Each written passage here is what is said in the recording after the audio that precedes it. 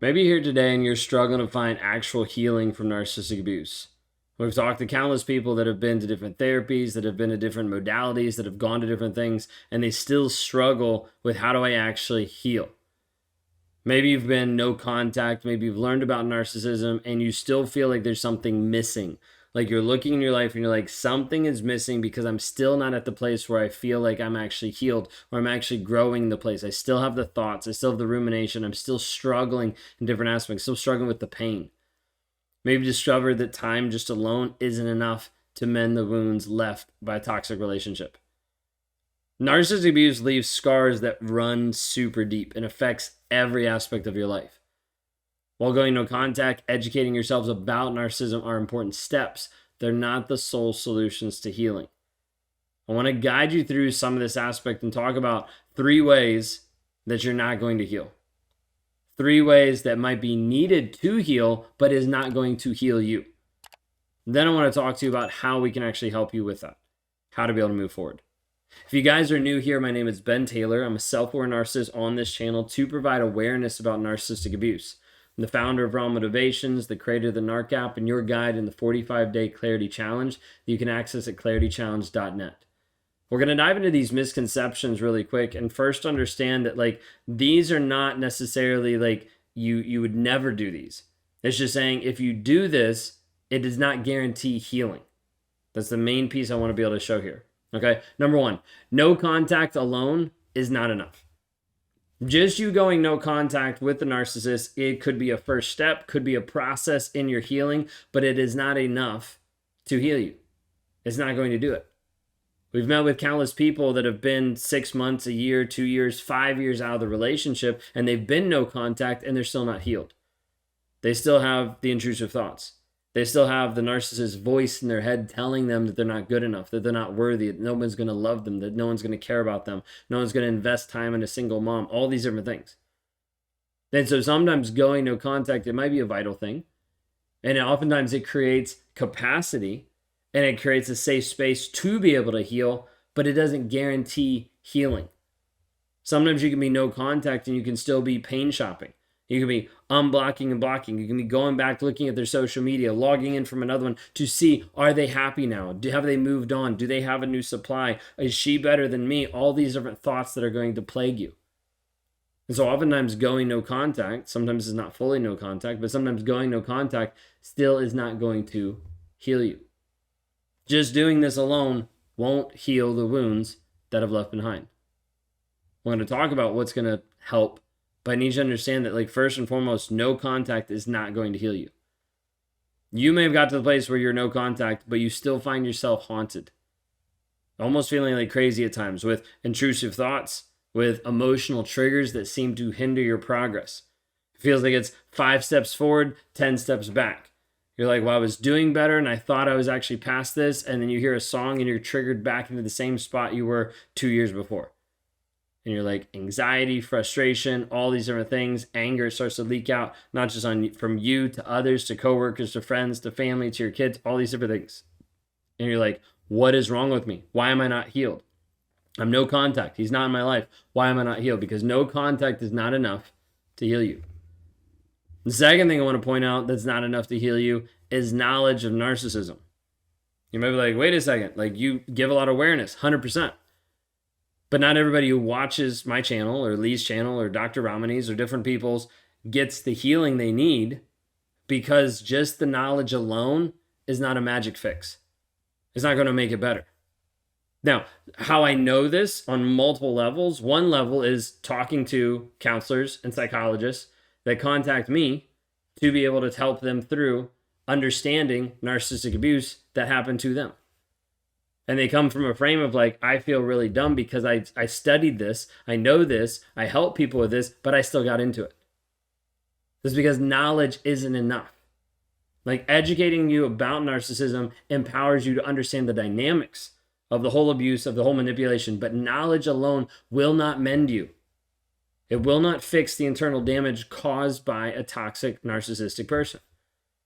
And we've seen it. Healing involves something much deeper. And one thing you need to understand is like you might learn about narcissism to a point where you can recite the terms, where you can talk to me about it, where you can articulate it really well, where you can say, hey, this is what he did, this is why he did it. You might know all of that and still be stuck. You might still struggle to rebuild self-esteem, to be able to trust your own judgment. One way to be able to think of this is you might be sitting here being like, yeah, I don't think I can ever trust another person again. What I'd have you consider just with that phrase, just consider for a moment, it might not be that you're afraid of trusting another person. It might be that you're afraid of trusting yourself to make a decision about trusting another person. Oftentimes it gets twisted in our head. Because even just having the knowledge will not save you and will not heal you. The third thing I want to point out that will not heal you is time. People have the adage, time heals all wounds. It doesn't. It doesn't. Because we've seen people that have had lots of time, but it doesn't fully apply to the complexities of narcissistic abuse. There's more nuance, there's more things, there's more triggers, there's things that like are almost timeless that until they get worked on will trigger you and control you and bring you back to a state of anxiety and stress and frustration, locking you into the trauma bond, keeping you in the rumination. And without like these active steps towards healing, time may dull the pain, but it'll still be there. And the healing that you actually desire, the empowerment that you're looking for, the freedom and the peace that you're actually seeking will not be accessed. Because time does not heal all wounds. Sometimes the scars will just fester. They'll start to rub and open up with new relationships that you think are going to help fix it, but it ends up spilling out into the next one. And then you feel toxic, and then you feel like you're struggling, and back and forth, it affects your personal well-being. It affects how you show up to the people around you. You might have thought years after leaving the abusive relationship that you're like, I'm good now. But then something happens and you find yourself struggling with anxiety, with self-doubt. So, review real quick. I need you to understanding that, hey, these three things like do not guarantee healing. Going no contact is not enough. Knowledge of narcissism is not a magic fix. Time doesn't heal all wounds. So what actually does? What actually works to a place of getting you to healing as freedom and peace? Moving into a place where you can be free mentally, emotionally, spiritually, physically, sexually from this person, and you can actually step into peace. True healing from narcissistic abuse isn't just about running away from the pain or having an absence of pain. It's about being able to bring you to a state where you can regain your freedom, your inner peace, and a renewed sense of who you are. It involves breaking free from the chains and stepping into a life that's defined by self-love and empowerment. Imagine what that would look like. Just for a minute, just like say like we pause the video and we're just talking, just you and me. Like imagine what would that look like? Like if you could step into a place where you actually felt free and at peace. How would you show up differently today if you were at free and at peace? How would that show up connectedness to your kids? How would that show up with the aliveness that you would have when you participate in your job or in work functions?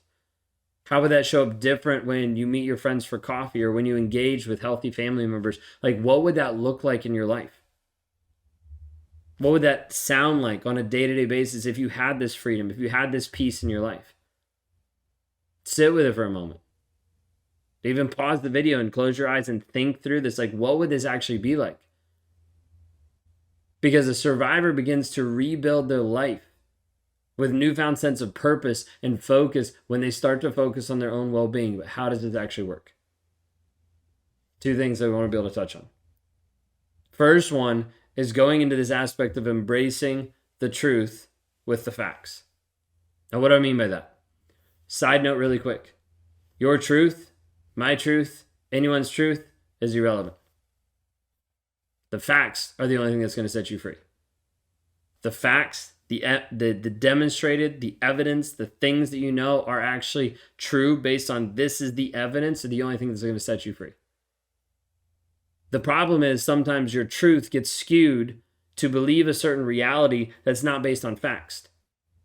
So healing begins by acknowledging the facts of the abuse, by confronting the painful truths that were once denied and once minimized.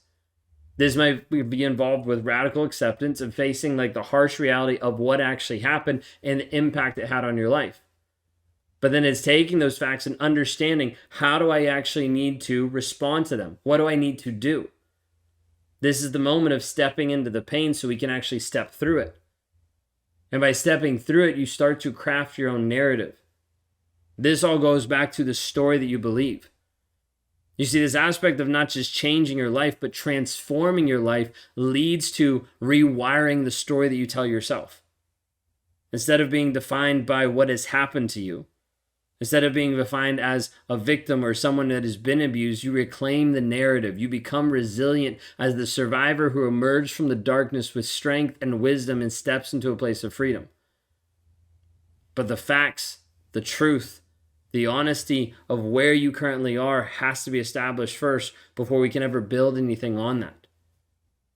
We focus on helping you rewire the story that you believe, because otherwise you'll start to believe the facade that he was going to change, that he loved you, that he cared about you, when in reality he never demonstrated that. And we know that based on the facts, not based on the truth of the story you're telling yourself or the story that he told you, but based on the facts of what was demonstrated. When we're able to help you reframe your experiences, you start to shift from feeling broken to feeling empowered. From feeling frustrated and confused and stuck in the fog to feeling capable of creating a fulfilling new life. But you have to understand the three things that don't work and how we actually build a framework based on the facts and based on the story you tell yourself to set you free. This is not rewriting history. We're not going back and we're not putting in a false narrative. We're not giving you fake stuff. We're saying, hey, the only way you can actually be free is dealing with the facts.